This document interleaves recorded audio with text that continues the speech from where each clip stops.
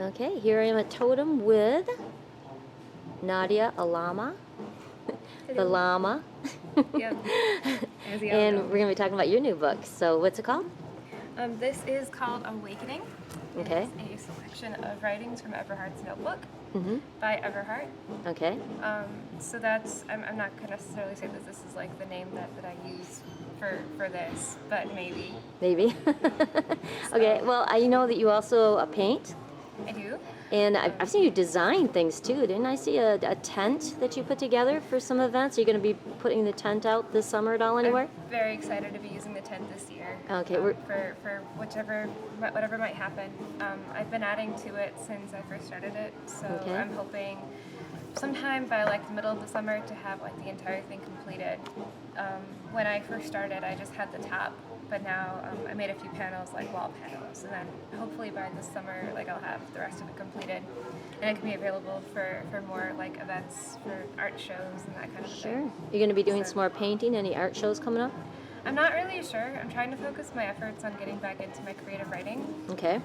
and possibly ways to like combine a few of my interests. So I'm thinking about trying to go into graphics, like graphic novels, comics, that Graphic kind of novels. thing. Oh yeah, that'd be cool. 'Cause it's a way to to tell stories, not just like writing them out, but also to capture certain facial expressions and moments that might be a little bit more difficult to do with writing, or might just feel kind of right in your gut that it's better to see that part of the story than to just read about it. So. Well, you were doing some zines there for a while. I even saw some workshops you were doing for zines. Are you doing any more workshops or anything like that? The plans? So that was part of Must Start Mondays, and that was like a weekly workspace for artists and writers to like work and network and connect. I've kind of tabled that for now while I'm trying to focus on my writing and that type of thing. Are you still doing the writers' circle? Yeah, going on we with that? have the writer's circle. It's on a pretty small scale right now. Basically, it's a little bit more casual now. People can meet and write and hang out and do a bit of like a write-in kind of a thing, and then also share their stories. We tend to vary up the location just to have a little bit of a change of pace. And now with the weather being a bit nicer, we might have it outdoors again at Kersley Park like we did last year. So for the most part, we usually do it on Wednesday nights around 5:30 or 6:30. Sometimes we'll do Friday nights, also around the same time.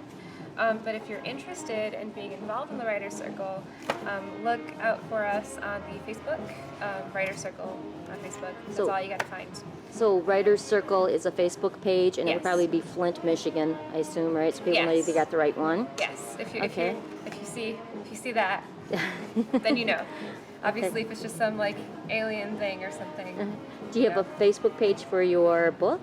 I don't have a Facebook page for this, but if you like any of the writing you may find in it, or any of like the illustrations and sketches, like these, Okay.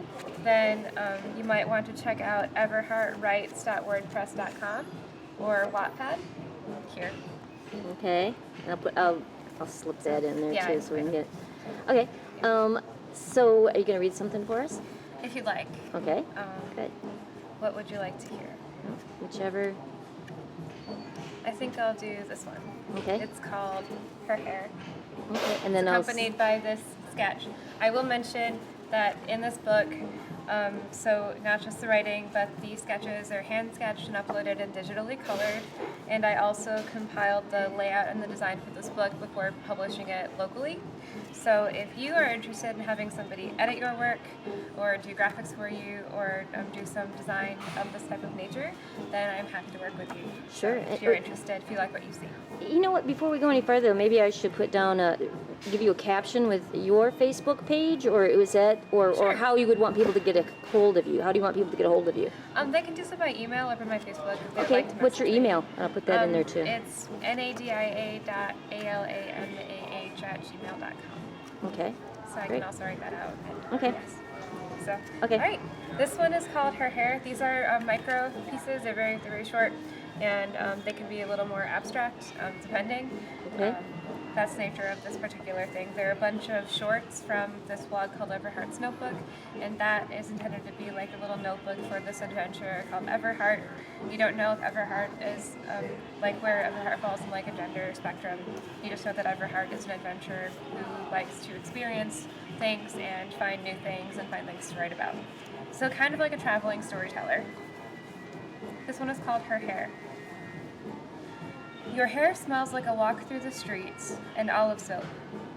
I smell cinnamon and the baker shouting at his son to pull the rolls out of the oven. I smell the musty velvet interior of the violinist's case and the rosin layered on her bow. And I wonder whether her notes carried resilient or soft, like feathers floating suspended in a light leak. I smell the tobacconist's tobacco, moped patrol, and kerosene lamps.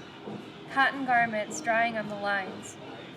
All the scents that make up your route, the same path that carries you always around the bend.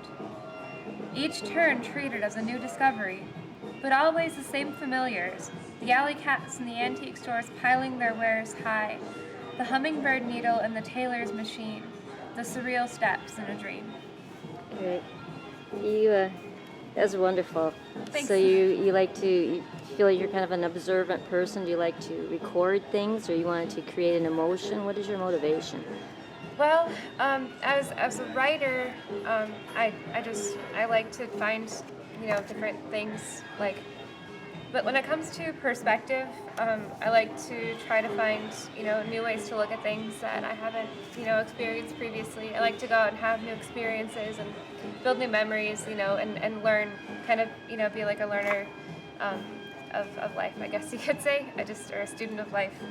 I like to, look around and have my boundaries tested, and basically just have, I don't want to say like have adventures, because I can't really say that I've had many adventures, but I like to, just try to, like, if I have questions, I try to answer it, like with a piece, or if I see, like, if I'm like out and about and see something kind of cool or somebody doing something peculiar, like I might wonder what their story is, like what, or try to construct a story like around observing or people watching.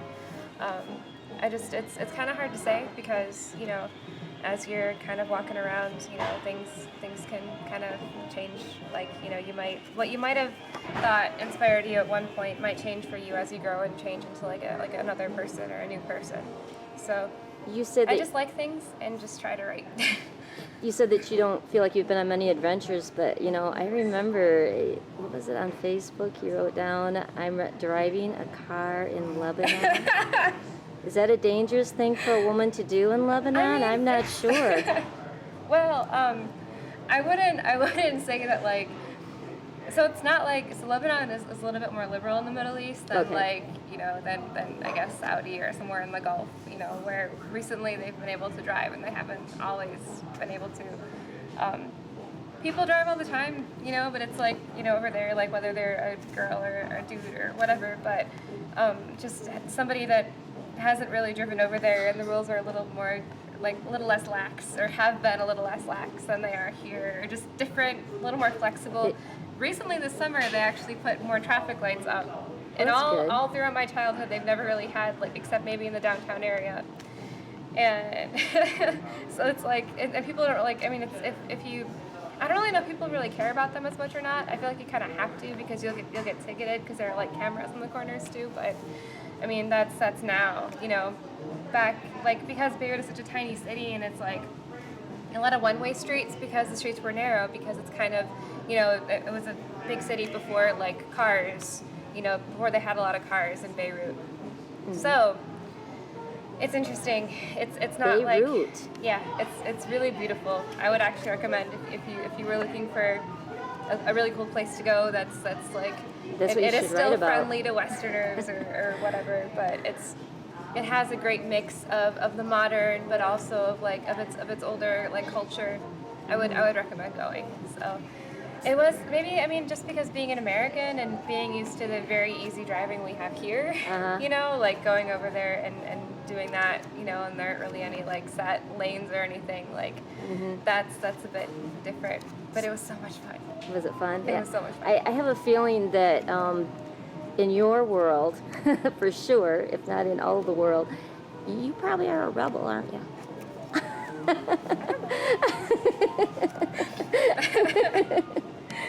Well, anyway, I think it's wonderful. And do you have anything else you want to say? And encourage other people to be rebels? I would just say, that wherever you are on your path, that you look at any perceived obstacles as opportunities to, how do you, as hurdles, to leap, or to kind of maneuver around. Like, that sounds kind of cliche, but look at it as an exciting opportunity or something to discover, not something that's going to, intimidate or impose. Because the worst thing that could happen, really, is somebody might say no. So what if they say no? You just find another way or just figure it out. But it's just have fun, because life is short. Great. That's all I got to say. Thanks a lot. So, thank you.